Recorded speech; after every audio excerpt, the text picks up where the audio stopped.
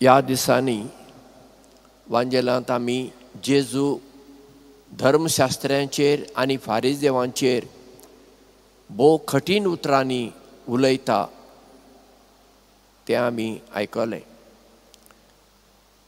आयच्या वाचपान तो तांकां परत्यान धोंग्यानो म्हणटा, हिपोक्रेट्स, फटकिऱ्यांनो अशें म्हणटा. कित्याक गाय?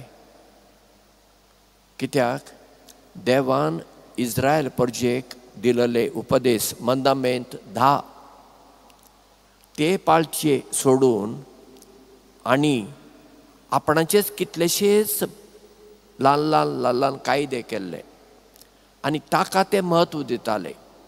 हें नितळ न्हय, हें करूंक जाता, हें करूंक जायना, असल्याच गजालींनी ते घुस्पोन आसले. आनी जुदेव धर्म म्हणल्यार लोकांचेर एक वजें कशें जाल्लें. फारिजेव नितळसाणेक खूब म्हत्व दिताले. भायर सून येतच घरा भितर सरचे आदीं हात पांय धुताले.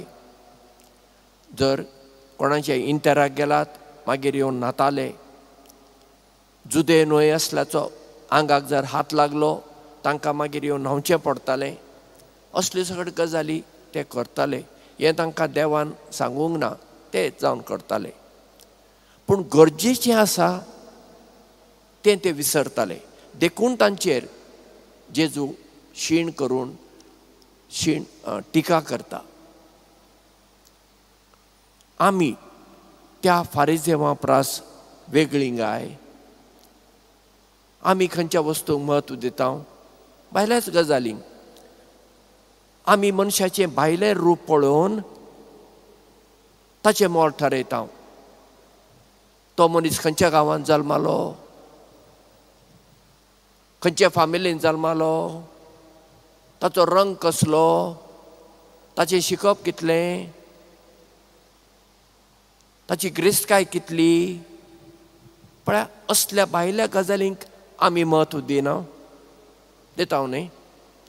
आनी आमी विसरता मनशाचें मोल ह्या भायल्या रुपांतल्यान येना, ताचे भितर आसच्या गुणांतल्यान येता. हें आमी विसरता. आमचे भाशेंत एक सांगणी आसा, गोरें जाल्यार घोवाक बरें, काळें जाल्यार देवाक बरें. म्हणजे काजार जाताना चलो कितें पळयता? आपले व्हंकलेची सोबाय, भायलें रूप पळोवंक सगळीं गोरीं दिसतात, ती भितरल्यान गोरीं आसात वय. तशें जालेलें जाल्यार युरोपाचो सगळो लोक बरो आसूंक जाय आसलो. पूण आमी जाणा तांचो रंग गोरो जायत, पूण ती दळदरी एक पावटी.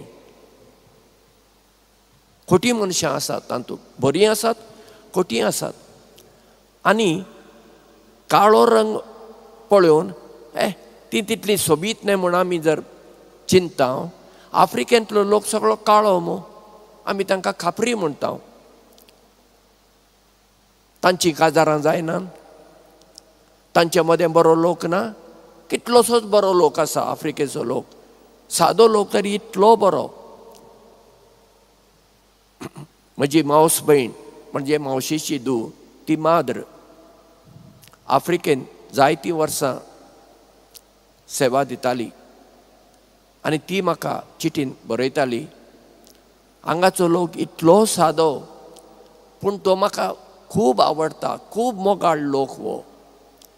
मागीर भलायकेक लागून तिचे वडीलनीन तिका पाटी भारताक आपयली. तेन्ना ती चड दुखी जाली आनी तिणें म्हाका परत्यान बरयलें, आफ्रिका सोडून येवंक म्हाका चड दूख भोगता. कित्याक ह्या लोकांक, ह्या भुरग्यांक हांव आवय कशी जाल्ली, भयण कशी जाल्ली, आनी ती म्हाका म्हजी भुरगीं कशी, म्हजी सोयरी दायरी जाल्ली, देखून म्हाका दूख भोगता. म्हणजे आयचें वाचप आनी जेजू आमकां शिटकायता, मनशाच्या भायल्या रुपाक म्हत्व दिवं नाका, वोंटां रंगयली आनी नाखशांक रंग लायली, कितें बरीं मनशां म्हणूंक जायना, ती इतलीं खोटी आसतात, घरांत इतलीं झगडटात, त्रास करतात, शांतीन जियेनात. म्हणटच आमी भायली नितळसाण गरजेची आनी करूंक जाय, पूण तितलीच वा ताचे परस चड भितरली नितळसाण आमी करूंक जाय. म्हज्या भितर कितें भरलां? राग, द्वेश, नसाय, स्वार्थपण, खोटीं चिंतना, पोजडीं चिंतना,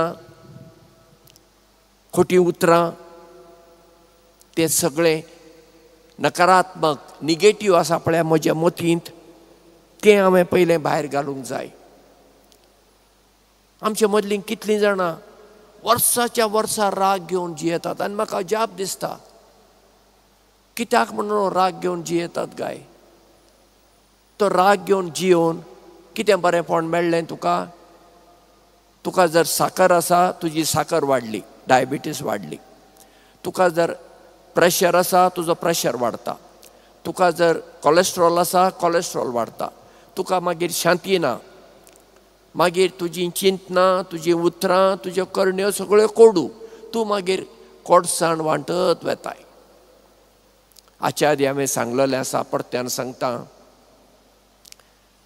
आमच्या घरांत एक बरो पिकलोलो पणस जर आमी कापतना आमची जर शेजान येता, घरा भितर सरतनाच तिका गमता न्ही आंगेर पणस कापतात म्हणून, कित्याक त्या पणसाचो सुवास परमळ घरांत पसरता. तशेंच पातोळ्यो उकडटना, पयर 15 तारखेर आमी पातोळ्यो केल्यो. पातोळ्यो उकडटना घरांत पातोळ्योचो परमळ पसरता. ते सुवातेर म्हज्या घरांत एक कुसलेलो हुंदीर आसा.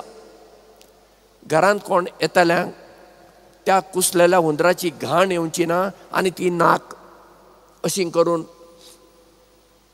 रावची ना. तर हांवें एक बरो पिकलोलो पणस जावंक जाय काय, एक बरी रुचीक पातोळी जावंक जाय काय, वा कुसलेलो हुंदीर जावंक जाय, ठरोवचें कोणें? आमी.